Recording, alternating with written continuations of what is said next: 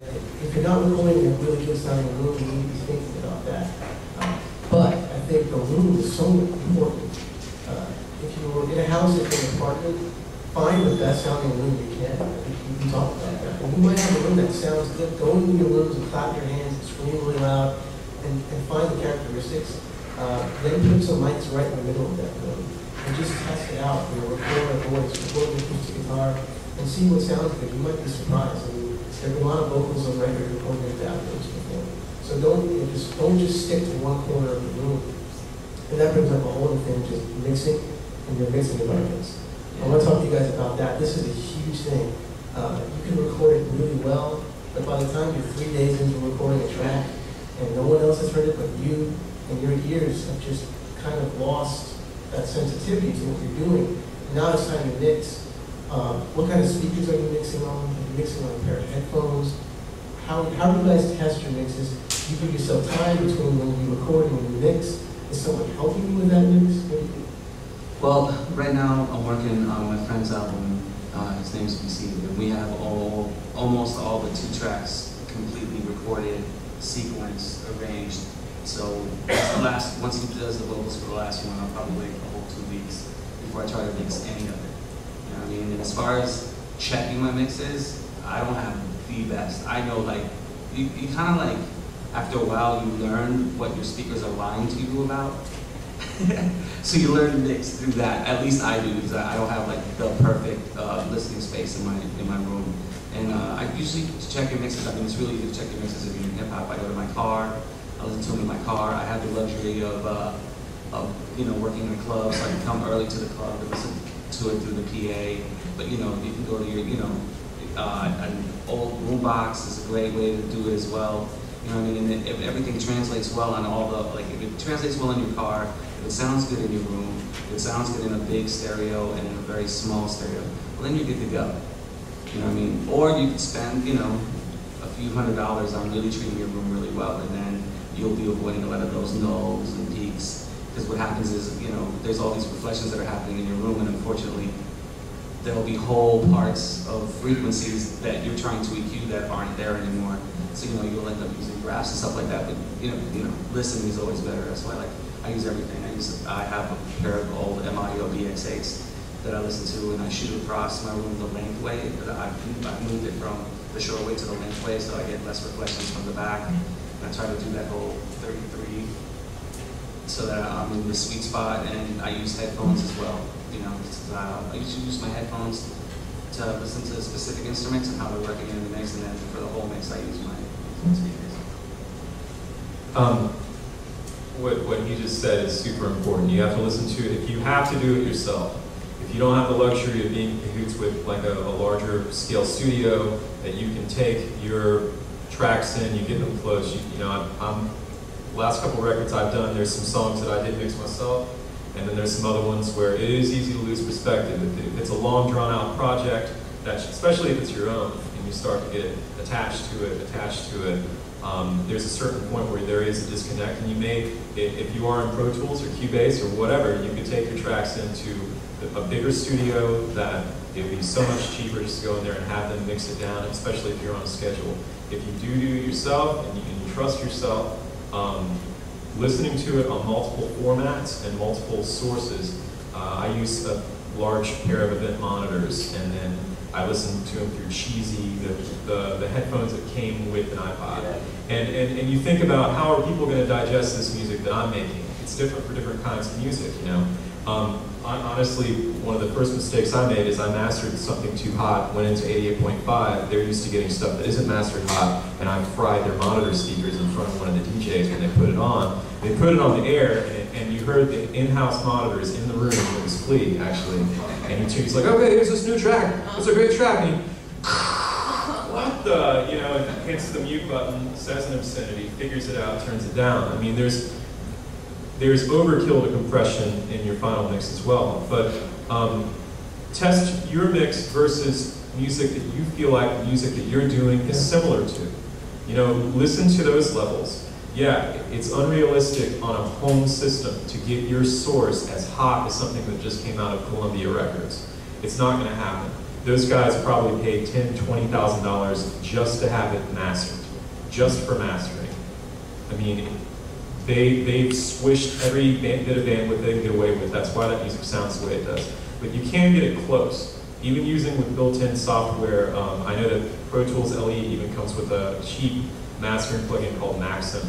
And if you don't slam everything up to the point where you're doing your final mix down, just a light amount of that to get your levels up closer to the red line, it makes a huge difference. And if you've been conservative with your mix up to that point, that can actually get you close to levels that sound like a legitimate national release. But once again, if you have to be realistic about what you want to do with your finished product. If you do want to take it and you want to get it played on the air, you may, in the end, it's safest to get it close and then pay a little bit of money to have one of the big studios that produces national acts just put the finishing touches and master it to the timeline so it has the source codes and everything into it. But I started talking about mastering, so let's talk about Yeah, mastering is something we could go into its own thing. We don't have a lot of time left, so we won't go too far into it, but suffice to say, we're going to get questions right now. As far as mastering goes, yeah, you can do it on your own. You can find programs out there that do it in the box. You can get a friend to do it for you, or you can go out and sub it out. And it's just really varies. Please, no more than 4 dB of maximization, please. Yeah, please. if you're going to do it on your own, if you're going to use a mastering plugin, but you don't know what that does, it's good to know what exactly what you're doing. Normalization, does everyone know what that means? It means basically trying to get all the peaks lined up and then bringing the lowest quietest part of your song up a little bit.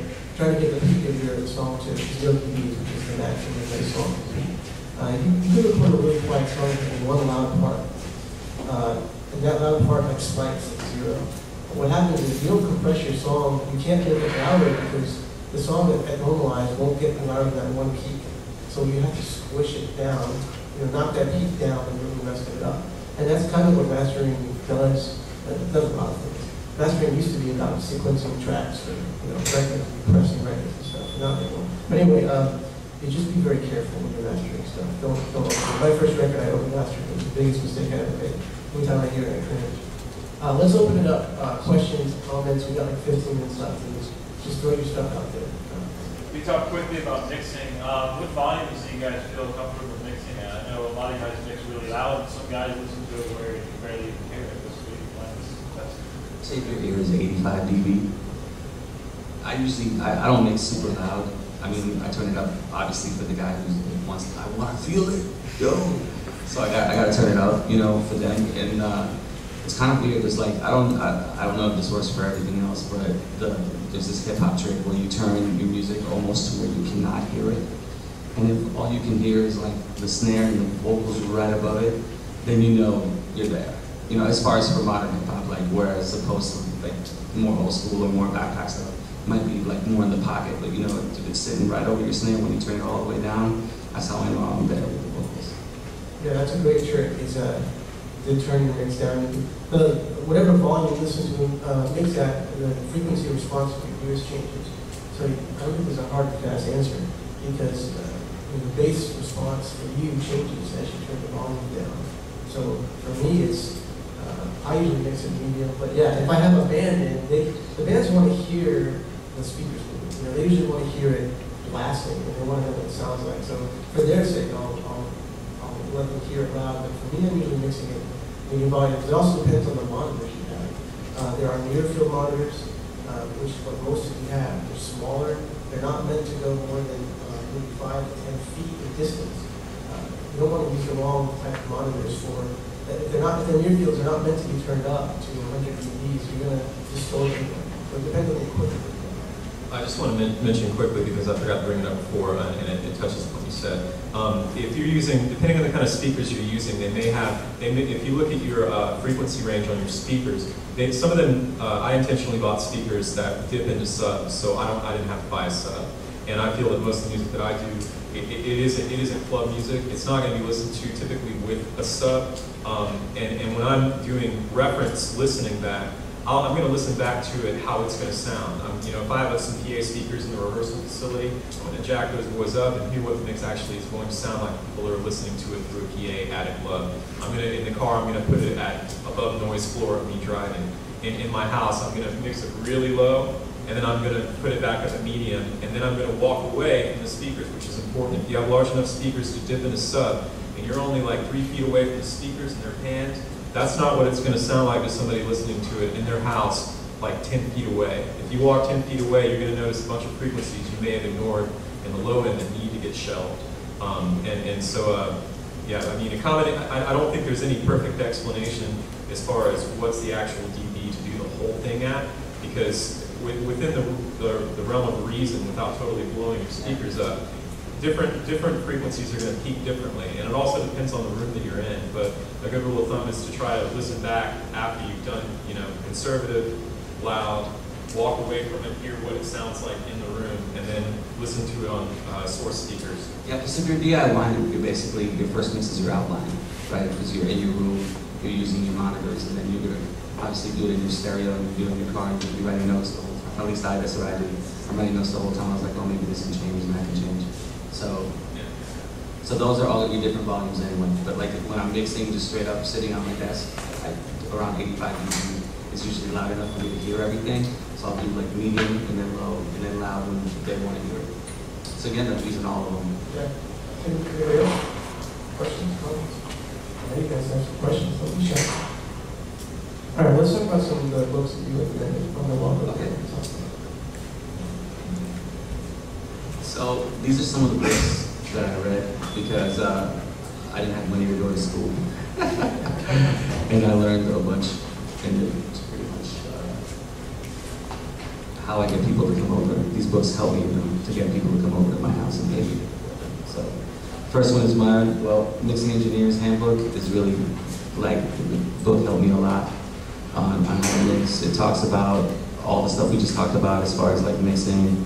The other thing you want to do sometimes is mix in mono before you decide to start panning. I know like panning is a super hot topic in hip hop, but it's definitely, if you're in a rock band, you definitely get to pan stuff. I mean, some of the best old rock albums like are panned totally left and totally right. Yeah. So Mixing Engineer's Handbook is a really good book. This guy also wrote the Recording Engineer's Handbook, and this talks about tracking and what we were talking about, having purity of signal. If it sounds good going in, it's going to be super easy to mix. And that's why I recommend that book. And then the two granddaddy books, Practical Recording Techniques is going to cover everything you need to do, and it's probably the most boring book you will ever read in your life. But it's because it has all the technical information that you need, and that's why it's so damn boring. And of course, the companion to that is the Modern Recording Techniques, and that's going to have a little bit more of like your DAW and stuff like that. But the practical one the new one just came out in 2009, so if you buy any book, I would buy Practical Recording Techniques. You will not regret it. Unless you fall asleep over and over again reading it, but still, it's worth it. There's also great resources online. There's tons of recording forums where you get a lot of your questions answered, a lot of your problems. There's probably nothing you're going to come in contact with someone hasn't tried to deal with before. A couple of ones that I frequent, Tape Op, which is a really great magazine. They have a forum where you can basically have pros answer your questions. They've got moderators who are actually recording engineers. We'll talk to you. And the other one I go to a lot is Electrical Audio, which is a Chicago recording studio run by Steve Alpine. And I follow his techniques a lot. And there's just basically every good recording engineer in the Midwest goes on that forum, and they just talk. Usually they talk shit about each other, but every now and then you can talk them, you can fool them and give you some of their secrets and some of their techniques. There's tons of resources like that.